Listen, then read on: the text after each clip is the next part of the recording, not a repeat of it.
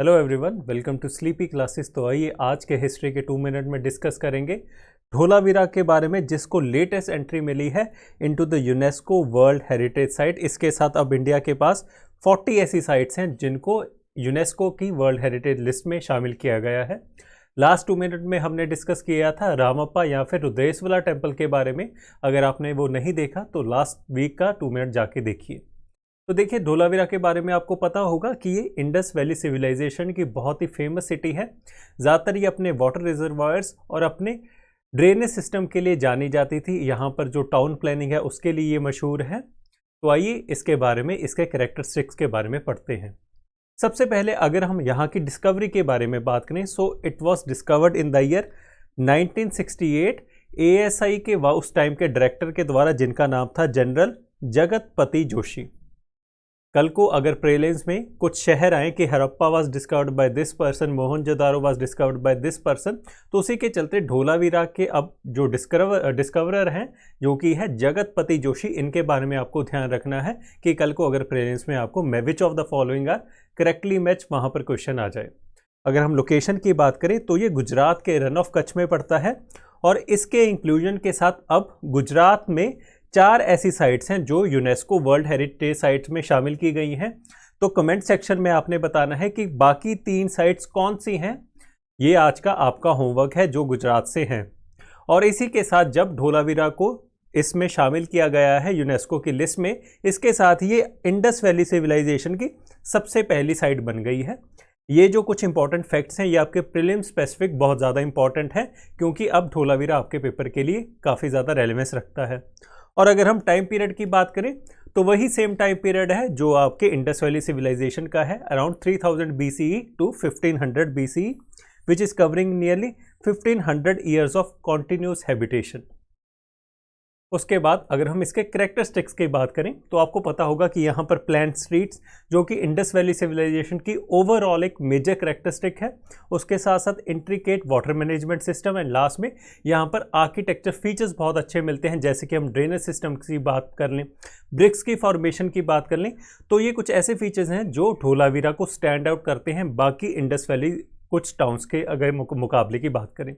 इसका जो पूरा एरिया है वो माना जाता है that it was spread over 70 hectares, और उस पूरे जगह में जो रिमेन्स पाए गए हैं उसके आसपास एक आउटर फोर्टिफिकेशन भी मिला है कि एक तरह से किलाबंदी की गई थी फॉर द सेफ्टी पर्पसेस। और अगर हम इसके एरिया के बारे में बात करें, so it is the 5th largest site, Harappan site, जो हमको मिलती है आफ्टर मोहनजोदारो, हड़प्पा, राखीगढ़ी एंड गनेरीवाला।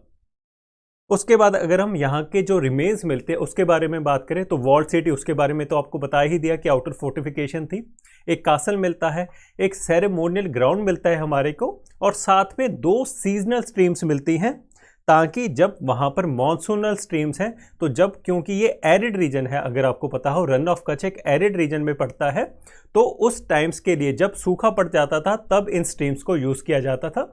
और ये देखा गया कि जो हाउसेस मिलते हैं वो बड़े छोटे अलग अलग तरह के हाउसेस हैं, जिससे ये पता लगता है कि उस टाइम की सोसाइटी में भी एक तरह से सोशल हायरार्की थी हमारे उस टाइम के इंडस वैली सिविलाइजेशन में।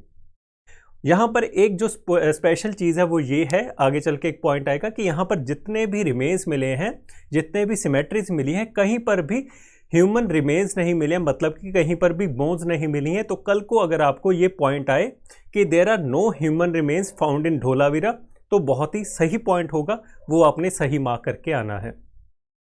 इसके अलावा जो स्पेशल फीचर है यहाँ का वो है वाटर मैनेजमेंट सिस्टम, जहाँ जैसे कि 2 मॉनसून चैनल्स हैं and a cascading system of reservoirs. I hope that this thing is clear to you. उसके अलावा no mortal remains of human, very special point, ये आपको अपने जहाँ पर भी आपके स्टैटिक नोट्स हैं वहाँ पर नोट डाउन करना है।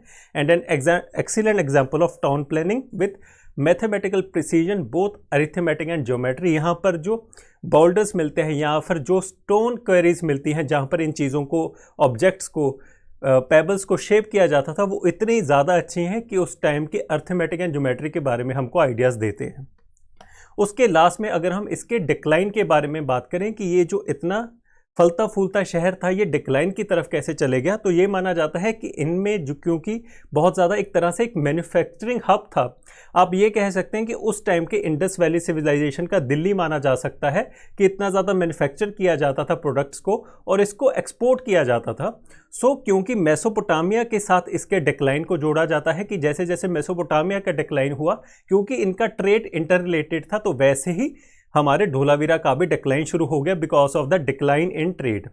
उसके अलावा जो दूसरी थ्योरी आती है वो है aridity, drought and water crisis, कि 2000 बीसी के अराउंड एक ऐसा फेज में धोलावीरा आ गया जहां पर सिवियर एरिडिटी हो गई, जो सरस्वती नदी है वो सूखने लग गई और क्लाइमेट चेंज आ गया, which led to the desertification of this whole area. और जो भी बंदे यहाँ पर रह रहे थे, जो भी हैबिटेंट्स थे, वो गंगा वैली की तरफ मूव करने लग गए और साउथ में महाराष्ट्र की तरफ। ये बताया जाता है कि ये कुछ कारण थे जिसकी वजह से डिक्लाइन हो गया हमारे धोलावीरा शहर का। ये था जो भी आपको स्पेशल पॉइंट्स वहाँ पर मेंशन कर सकते थे हम धोलावीरा के बारे में, जो आपको पता होने चाहिए थे from the prelims perspective. This was all that you all need to know. इसके अलावा आपको धोलावीरा के बारे में जानने की ज़रूरत नहीं है। उसके अलावा जैसे कि अब प्री पार्क को हमने शुरू किया है, तो जो भी बच्चे सेल्फ स्टडी कर रहे हैं उनको सेल्फ स्टडी करते रहना चाहिए, पर जिन बच्चों को लगता है कि वो टाइम टेबल सही से नहीं बना पाते, तो हिस्ट्री को अब हम 7 वीक्स में डिवाइड करेंगे। 7 वीक्स में मैं आपको 7 टारगेट्स दूंगा। तो इस वीक का जो आपका टारगेट है वो है कि आप एंशिएंट इंडिया में स्टार्टिंग फ्रॉम प्री हिस्ट्री आप क्या कर सकते हैं, प्री हिस्ट्री से लेके अपने जनपदास तक आप कवर कर सकते हैं। ऐसे ही हर हफ्ते में आपको टारगेट दूंगा। और अगर आप हमारे क्रैश कोर्स का पार्ट हैं तो ये लेक्चर्स बनते हैं lecture number 1 to lecture number 4। और इसके साथ आप कल्चर को स्टार्ट कर सकते हैं। कल्चर का लेक्चर नंबर 5 है जहां पर आप जैनिज्म और बुद्धिज्म को कवर कर सकते हैं। एंड इसके पैरेलल अगर आप प्रीलिम्स टेस्ट सीरीज का पार्ट है तो वहां पर जो हिस्ट्री के सेक्शनल टेस्ट हैं और हाफ लैंड टेस्ट हैं, वहां पर एशियंट इंडिया के जो क्वेश्चंस हैं वहां पर आप उस चीज़ों को अटेम्प्ट कर सकते हैं, ताकि आपकी एक हॉलिस्टिक तैयारी होती रहे। So this was all for today. I hope that you would have like this video. And अपने आप पे भरोसा रखिए, बहुत टाइम है, अच्छे से तैयारी कीजिए। अगर आप खुद पे कॉन्फिडेंस रखेंगे तो बहुत मुश्किल चीज़ें भी हो जाती हैं, ये आप मान के चलिए। Thank you so much. कल मिलते हैं अगले लेक्चर में।